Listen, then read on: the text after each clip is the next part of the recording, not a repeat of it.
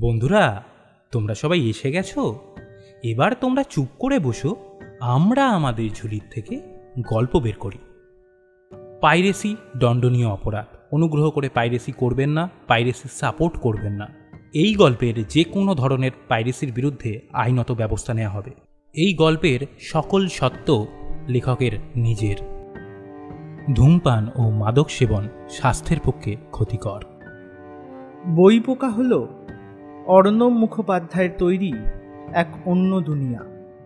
সেই সিরিজের দ্বিতীয় গল্প এই দ্বিতীয় বইপোকা। প্রথম গল্পটির নাম বইপোকা। আকাশবাণী কলকাতা বেতার প্রতিযোগিতায় প্রথম স্থানে সম্মানিত। আজকের গল্পটি তারই সিকুয়েল। এই গল্পটি শোনার পরে কেউ যদি প্রথম গল্পটি শুনতে চান, তার লিঙ্ক আমরা ডেসক্রিপশনে দিয়ে দিয়েছি। এই সিরিজের হিরো বা নায়ক চরিত্র হলেন পুষ্পক চট্টরাজ। উনি পেশায় একজন লেখক। তিনি মস্ত মস্ত আনপুট ডাউনেবল বইয়ের লেখক। প্রথম গল্পে আমরা তার লেখন শৈলীর মাধুর্য জানতে পারি। আজকের গল্পে আমরা শুনব তারই দ্বিতীয় অধ্যায়।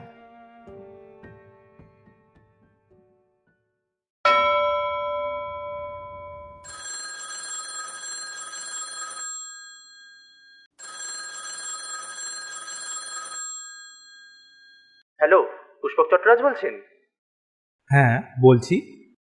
আমি আপনার লেখার অন্যতম ভক্ত। আমার নাম উত্তম পাল। নানান রকম বই পড়া আমার শখ। আমাকে গ্রন্থকি বা বইপোকা বলতে পারেন। হ্যাঁ, বলুন। বলছি, একটা অনুরোধ ছিল। অনুরোধ? শুনছি, বলুন। আপনার লেখা পড়ে আমি কেমন যেন নিজের সাথে মিল খুঁজে পাই। আমি ডিপ্রেশনের রোগী। রীতিমতো ওষুধ খেয়ে রাতে ঘুমাতে যাই। আপনার লেখা পড়লে আমার যেন একটা আনন্দ আসে।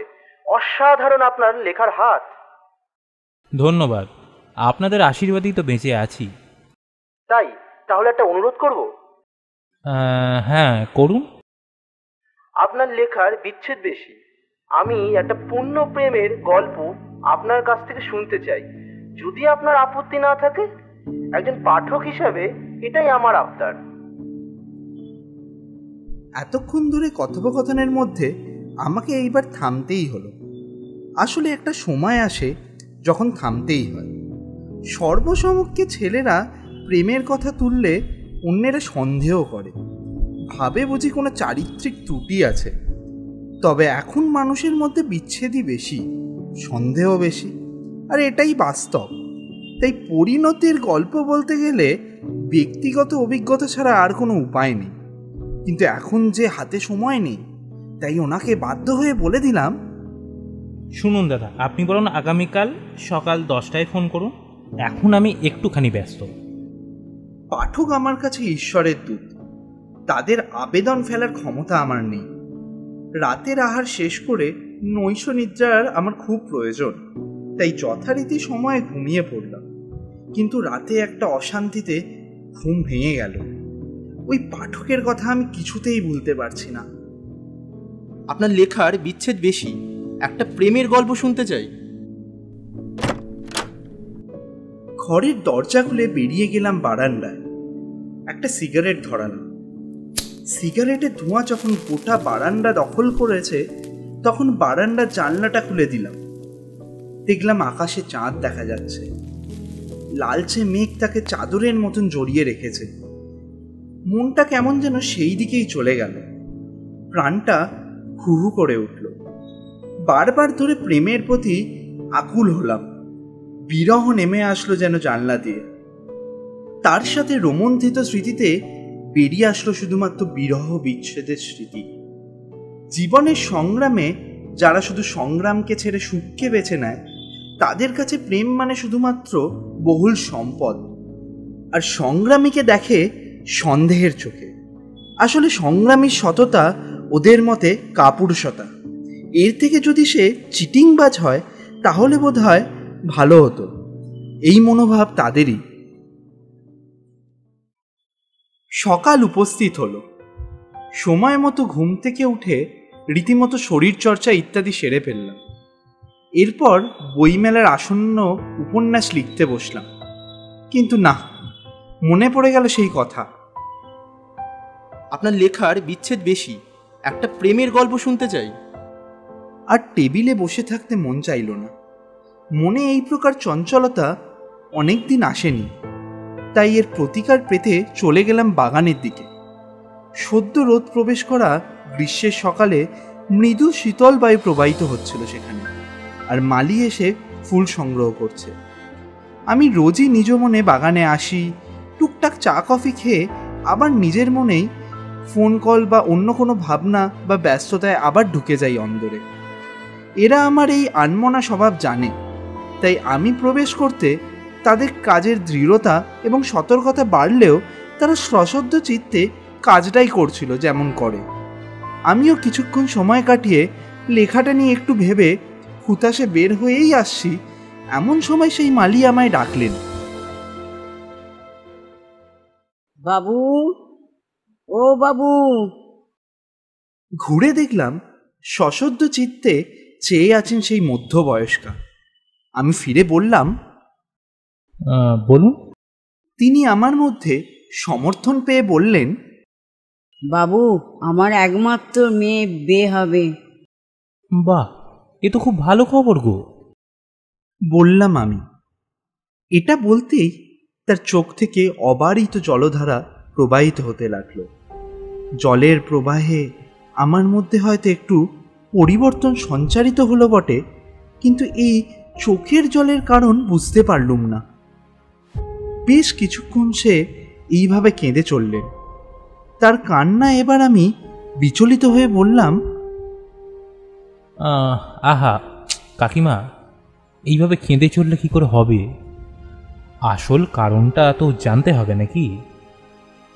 তিনি এইবার কাঁদা শেষ হতে নাক মুছে বললেন, কি বলবো বলো, পাত্রপক্ষ টাকা চেয়েছে, প্রচুর টাকা চেয়েছে। আমার ভ্রু কুঞ্চিত হলো। প্রশ্ন করলাম, কত টাকা? সে বলল, 1,00,000 টাকা চেয়েছে। তা তুমি বলনি এত টাকা দিতে পারবে না? হ্যাঁ বললাম তো, কিন্তু ওরা শুনবে না। আমি এবার একটু চুপ করে রইলাম। তার দিকে তাকিয়ে আমার মায়া হতে লাগলো। এত সুন্দর শাড়ি পরিহিতা সুঠাম দেহি স্নেহবৎসলার দিকে তাকিয়ে আমার যেন কেমন মায়া হতে লাগলো। আমি জানতে চাইলাম, আচ্ছা, মেয়ের বিয়ে কি এই বাড়িতেই দিতে হবে? এত পণ দাবি করছে যেখানে। সে বলল, কি বলবো বাবু, একসময় প্রেম করে এ পাড়া ও পাড়া ঘুরে বেরিয়েছে, কোনো কসুর করেনি, কিন্তু এখন বেরবেলা বলে টাকা লাগবে।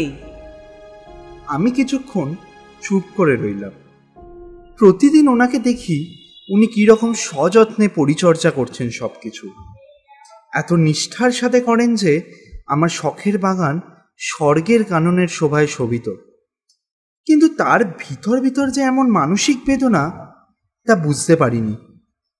কিন্তু বর্তমানে যে পরিস্থিতি তৈরি হয়েছে তা আমার পক্ষে অসহনীয়, কারণ সেই মহিলা আমার প্রায় পা ছুঁয়ে তার সমস্যার সমাধান খুঁজতে উদ্যত হয়েছেন। আমি কি বলবো বুঝতে পারছি না। ঠিক এমন সময় দেখি বাগান বরাবর আমার বাড়ির গেটের সামনে এক নিতান্ত বালিকা এসে উপস্থিত হয়েছে। দেখে মনে হয় তার বয়স হবে হয়তো 18 কিংবা 19, তার বেশি নয়।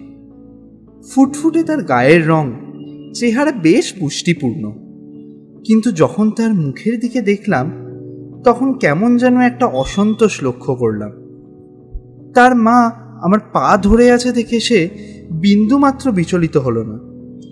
মেয়েটিকে আগে আমি দেখিনি, কিন্তু এই বিষণ্ণতা আমি চিনি। এই বিষণ্ণতা আমি এর আগে দেখেছি বহুজনের মুখে। যাক, এই মুহূর্তে একটা কিছু সিদ্ধান্তে উপনীত না হলে আমি নিজের কাছে ছোট হয়ে যাব দুটি কারণে। আমি ওনাকে গুরুজনের মতো সম্মান করি, উনি বয়সে আমার থেকে প্রবীণা, আর দ্বিতীয়ত আমার নিজের মধ্যেও একটা দায়িত্ববোধ জন্ম নিচ্ছে। ঠিক আছে, আমি দেখছি। কি নাম তোমার? প্রশ্ন করলাম আমি।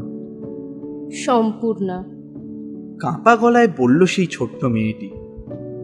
আজকের সকালটা কেমন যেন আমার জীবনে একটা দায়িত্ব বাড়িয়ে দিল। অন্যদিকে মেয়েটির নিষ্পাপ মুখ এমন চিন্তার কলঙ্কে ঢেকে আছে, আর গোটা মুখময় ব্রণতে ভর্তি। দেখে মায়া লেগে গেল। আমার সাথে তার বয়সের পার্থক্য ওই 8 বছর। সেই হিসাবে দেখতে গেলে আমার মালিকে মাসি আর এই তার মেয়েটিকে বোন বলে সম্বোধন করতে হয়। কিন্তু এখনকার দিনে কেউ কারোর আপন নয়, তাই আমি আর এই সম্পর্কের মায়ায় জড়ালাম না, কিন্তু মনে মনে এই সমস্যা সমাধানের জন্য তৎপর হলাম। আচ্ছা, কতদিনের মধ্যে চাই জানতে চাইলাম আমি। যত তাড়াতাড়ি হয়, কারণ বিয়ের দিন তো এর মধ্যেই ঠিক হয়ে গেছে। আমরা ভারতীয়, আমাদের মধ্যে একটা পরসেবা পরশ্রী কাতরতা জন্মগত, আর এর থেকেই আমরা বারবার মজ্জাগতভাবে অন্যের সাহায্য করতে ভালোবাসি। আর ভালোবাসা থেকেই আমাদের মধ্যে জন্ম নেয় প্রেম। আচ্ছা, কাল এসো তোমরা, দেখি কি করা যায়। এই বলে আমি তাদের বিদায় জানালাম। এবার আমার বাইরে যাবার পালা।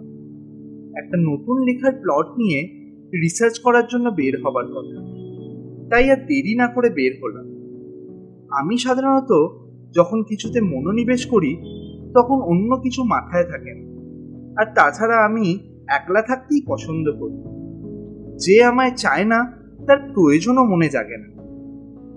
কিন্তু আমি যতই কাজে মনোনিবেশ করতে যাই, এই দুঃখিনীসম বালিকার মুখটা মনে পড়ে যায়।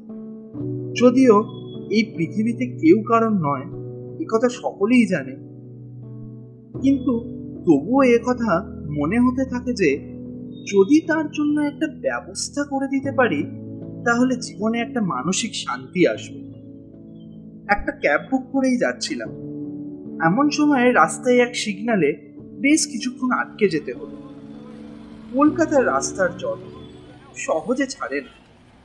একবার যদি গড়ে ওঠে তো এই যানজটের মধ্যে যেমন বড় গাড়ি আছে তেমন আছে ছোট গাড়িও। বাইক, স্কুটার ইত্যাদির মাঝে ভিড়ে ভরা রাস্তায় দাঁড়িয়ে আছে আমার ক্যাব।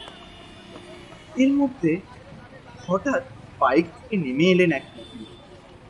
পরনে সবুজ রঙের কুর্তি আর নীল রঙের জিন্স।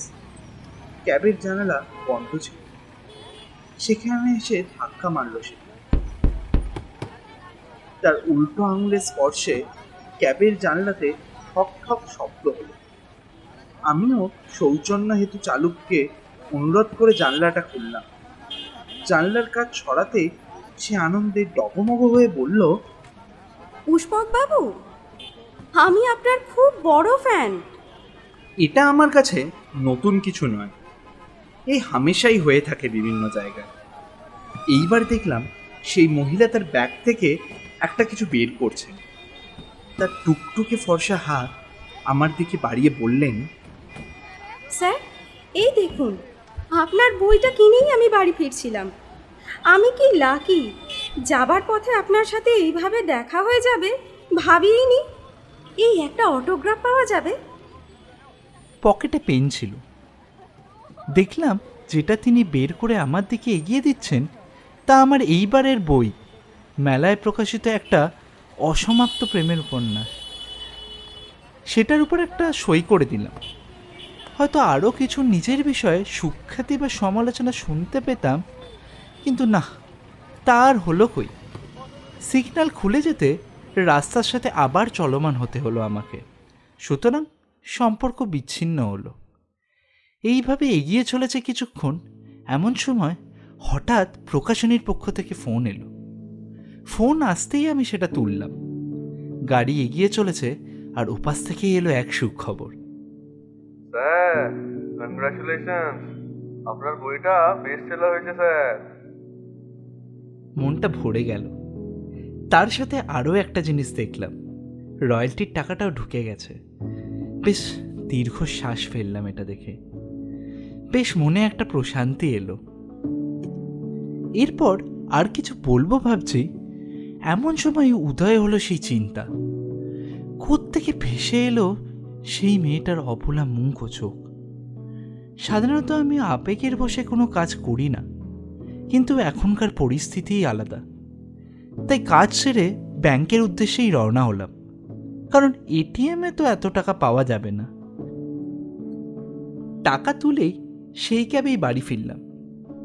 বাড়িতে যখন ঢুকছি, আমার অপর গৃহকর্মী আমার হাত থেকে ব্যাগটা নিয়ে বলল, এবার বাবু একটা গাড়ি কেনো, আর কদিনেই ভাড়ার গাড়ি নিয়ে থাকবে। এই বলে আমার হাত থেকে ব্যাগটা নিয়ে আমার ঘরে পৌঁছে দিল। এই সময় আমি একবার করে দেখছি আমার ব্যাগের দিকে, আর দেখছি আমার স্বপ্নের দিকে। আমার বহুদিনের স্বপ্ন একটা গাড়ি কিনব। এই ব্যাগে করে যে রয়্যালটির টাকা নিয়ে এসেছি, তাতে আর কিছু যোগ করলে একটা সাধারণ গাড়ি তো হয়েই যায়। কিন্তু পরক্ষণেই মনে পড়ছে সেই মেয়েটার মুখটা। অদ্ভুত সেই মুখের মায়া।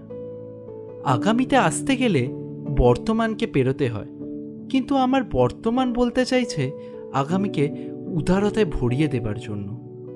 দান করলে, অন্যের কল্যাণ করলে শুনেছি পুণ্য অর্জন হয়, কিন্তু আবার এও শুনেছি মানুষের উপকার করলে উপকার পাওয়ার পরে উপকার প্রাপক সব থেকে প্রথম হানা আনে উপকারকারীর উপর। এইভাবে এই মুহূর্তে আমার দু ধরনের পছন্দের বিকল্পের ডোটানাতে আমার ঘুম উড়ে গেছে। কিন্তু এখানেই ভুল হলো, কারণ আমার বয়স সঙ্গ দিল পরোপকারকে। তাই স্বপ্নের গাড়িতে আপাতত হোল্ডে রেখে আমি এই টাকা পরদিন তুলে দিলাম আমার মালি ও তোর কন্যার হাতে। মালি নিচে আঁচল পেতে টাকা নিয়ে বেশ কয়েক বছরের মধ্যে শোধ করে দেবে বলে বলল, বাবু, আপনি আমার এত বড় উপকার করলেন, আমি কোনো দিনও ভুলবো না। সারা জীবন আপনার এই অবদান মাথায় রাখব। নিজে ভোগ করার একটা আনন্দ আছে, কিন্তু দান করলে তৃপ্তি পাওয়া যায়। তাই আজকের সকালটা একটা শান্তির শীতল স্রোত আমার বুক জুড়ে বিস্তার লাভ করলো। কি আনন্দ! আহা, একটা উপকার করা হলো বটে, কিন্তু আমার সেই পূর্ণ প্রেমের গল্প, সে তো আর লেখা হলো না। তাহলে উপায়? তাহলে কি পুষ্পক চট্টরাজ হার মেনে নেবে? মনে মনে এই বলেই নিজের উপর নিজে বিদ্রোহ করে তুলতে চাইলাম। নিজের উপর নিজেই প্রশ্ন করলাম। এমন সময় আমার অপর কাজের লোক এসে আমায় জানালো, দাদাবাবু, আপনার সাথে একজন ম্যাডাম দেখা করতে এইছেন। মহিলা শুনে বেশ বিব্রতই হলাম। মহিলা? এই সময় আমাকে না বলে কে আর আসতে পারে? এই নিয়ে কিছুটা প্রকৃতিপূর্ণ চিন্তা আমার মনে এলো। যাকগে, ডাকো বলে সিটিং প্লেসটায় কিছুক্ষণ বসে রইলাম। আমি যেখানে বসেই বুঝতে পারলাম দূর থেকে আমার অনাহুত অতিথি আমার কর্মচারীর চেনানো পথ দিয়ে আমার দিকেই আসছে। আমি স্থির হয়ে চেয়ে রয়েছি ওই দিকে সকৌতুকে।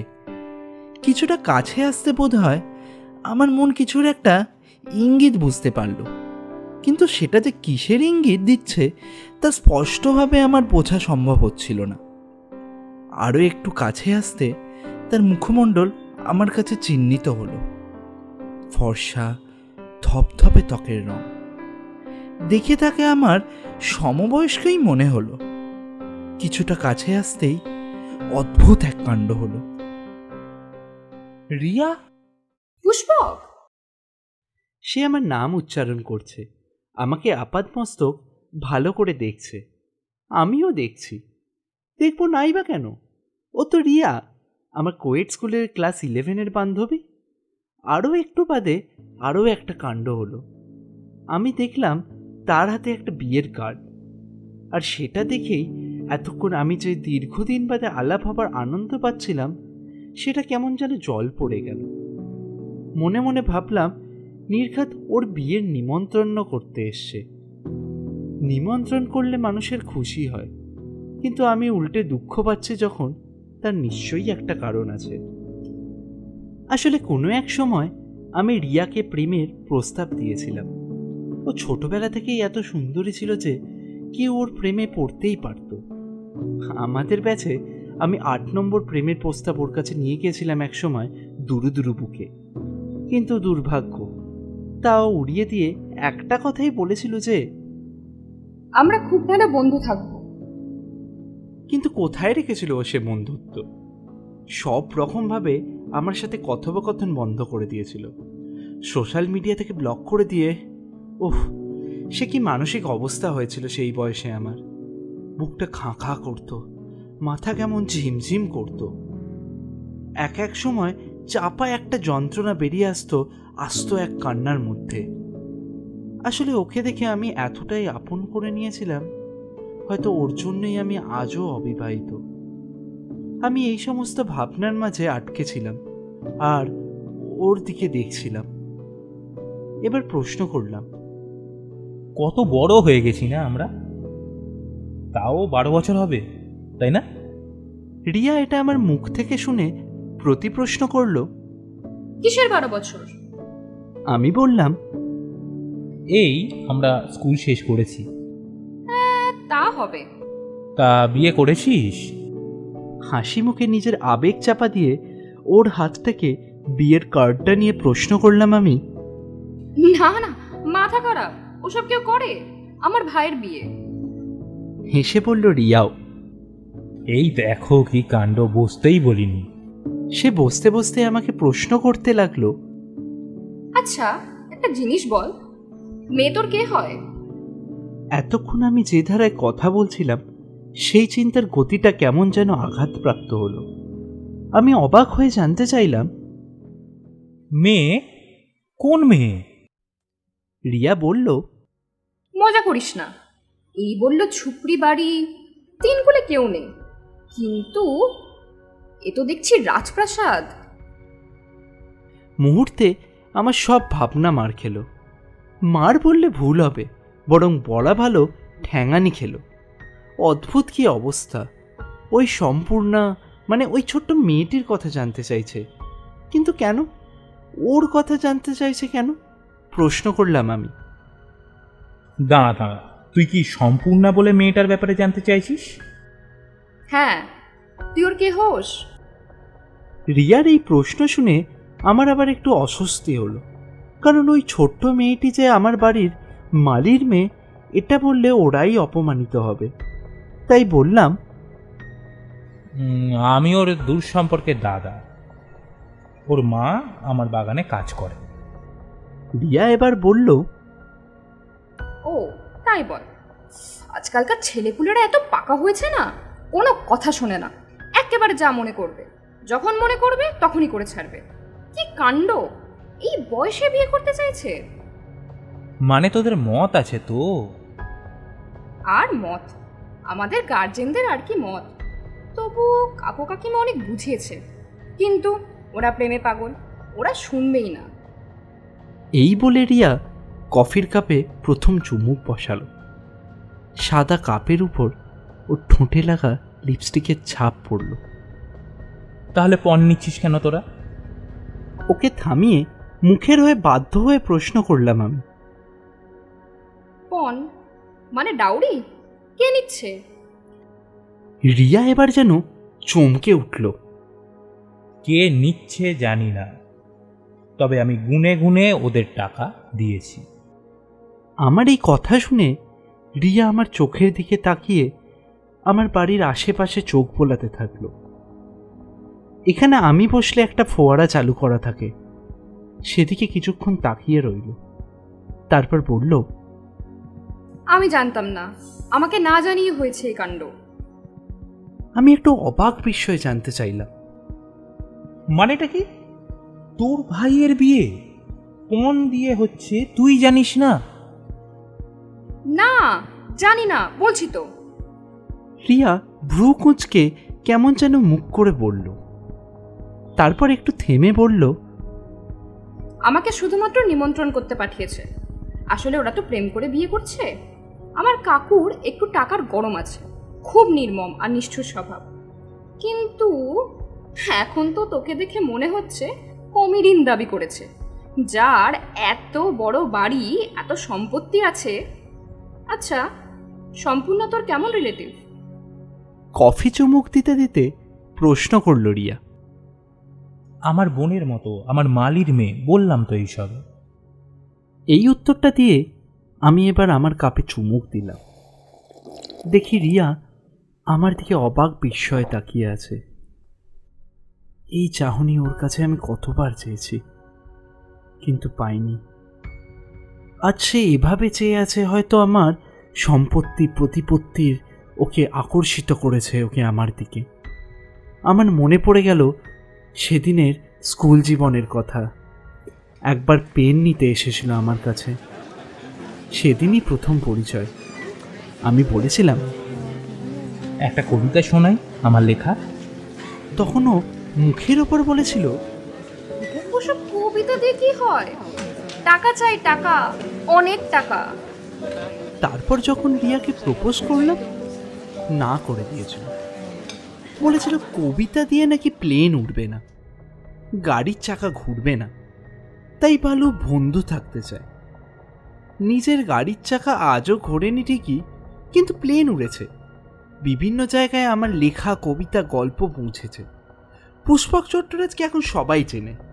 না, রিয়ার মনে হয় গল্প পড়ার অভ্যাসটা এখনো আসেনি, তাই বোধ হয় রিয়া আমার মুখের দিকেই এতক্ষণ তাকিয়েছিল। সে এবার বলল, এমা, তাই নাকি? সরি সরি, কিছু মনে করিস না। আরে আমার কাকাটা এতটা ব্যবসায়ী না, কোনো কিছুতেই একটুও ছাড়নেওয়ালা নয়। আমি বাল্যবন্ধু রিয়ার কথা শুনে মনে মনে ভাবতে থাকলাম, তুই বা কবে ছাড়নেওয়ালা, ছাড়নেওয়ালি ছিলিস। এটা ভাবতে ভাবতে হঠাৎ একটা বেফাস প্রশ্ন করে ফেলল রিয়া। তুই বিয়ে করেছিস? না। এক বাক্যে বলে ওর দিকে তাকিয়ে চুপ করে রইলাম। কেন? ইচ্ছে হয়নি, তাছাড়া কাউকে মনে ধরেনি। এই সময় আমার মোবাইলটা বেজে উঠল। বেজে ওঠা ফোনটা ধরলাম, আননোন নাম্বার। হ্যালো, পুষ্পকবাবু বলছেন? আরে মানে আপনার গল্প পড়লাম, এবার যদি একটা পরিপূর্ণ প্রেমের গল্প লেখেন তাহলে খুব ভালো হয়। এটা আমার একটা রিকোয়েস্ট ছিল বলতে পারেন। বাধ্য হয়ে হ্যাঁ হ্যাঁ হ্যাঁ, চেষ্টা করো বলে ফোনটা কেটে রিয়ার দিকে তাকালাম। দেখি রিয়ার চোখ লাল হয়ে গিয়েছে, লিপস্টিকটা ঘেটে গেছে। ওকে দেখে আমার আবার সেই বয়সে ফিরে যেতে ইচ্ছা করছে, আবার প্রপোজ করতে ইচ্ছা করছে, কিন্তু সাহস হচ্ছে না।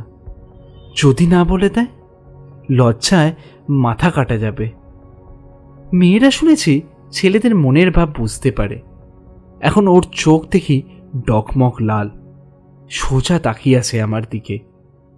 আমি কৌতূহলবশত প্রশ্ন করলাম, কিরে, নিমন্ত্রণ তো করলি, আর কিছু বলবি? বিয়ে করবি আমায়? এটা বলে উঠি ঘুমড়ে কেঁদে উঠল।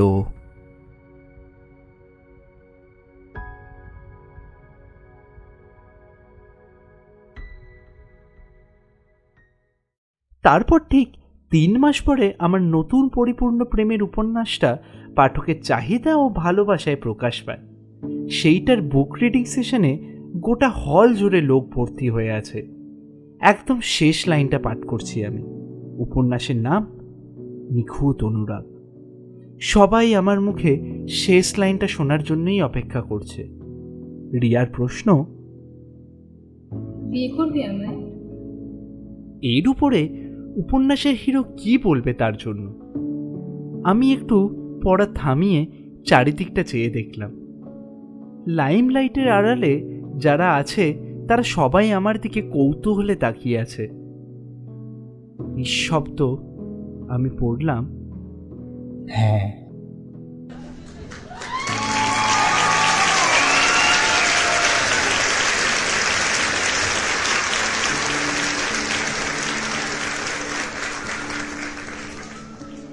দূরে বসে থাকা দর্শকদের ভিড় থেকে একটা চেনা মুখ হাততালি দিয়ে উঠল।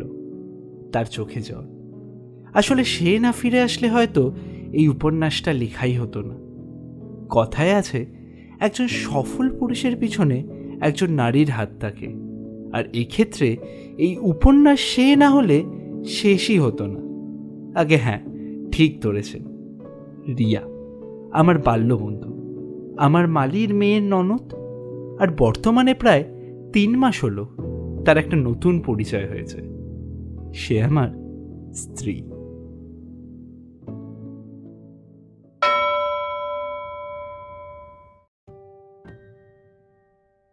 শুনছিলেন অর্ণব মুখোপাধ্যায়ের লেখা দ্বিতীয় বইপোকা। গল্প পাঠে সাত্যকী ঘোষ, পুষ্পক চট্টোপাধ্যায়ের চরিত্রে অর্ণব মুখোপাধ্যায়, পাঠক এবং পাঠিকার চরিত্রে রাজদীপ সাহা, পূর্ণিমা সিংহ এবং সরজিৎ ঘোষ, মালির চরিত্রে শ্যামলী মুখোপাধ্যায়, সম্পূর্ণার চরিত্রে পাখি নন্দী, পাবলিশার্সের চরিত্রে হিমাদ্রি পাল, চাকরের চরিত্রে অভিক জেঠি এবং রিয়ার চরিত্রে শিল্পা সাহা। গল্পটি যদি আপনাদের ভালো লেগে থাকে তাহলে চ্যানেলটিকে অবশ্যই সাবস্ক্রাইব করবেন। এই রকম আরও অনেক গল্প নিয়ে আমরা আসতে চলেছি খুব শীঘ্রই। আমাদের এই প্রচেষ্টা যদি আপনাদের ভালো লেগে থাকে তাহলে আমাদের এই গল্পটি শেয়ার করার মাধ্যমে অন্যদের সবাইকে শোনার সুযোগ করে দিন এবং লাইক ও কমেন্ট করতেও ভুলবেন না।